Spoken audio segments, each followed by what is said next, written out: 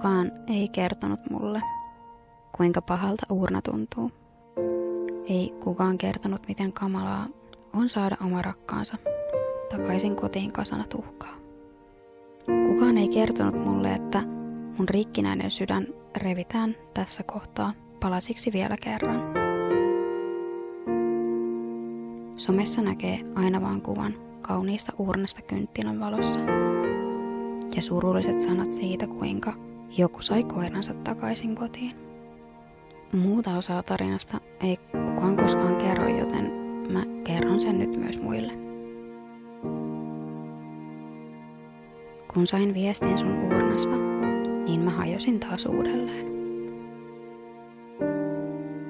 10 päivää sitten sä olit vielä täällä.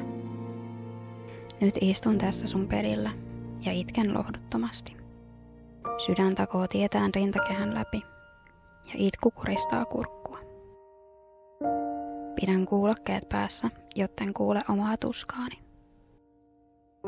Puristan sylissäni sun tyynyä ja tunnen edelleen sun lämmön mun kehoani vasten.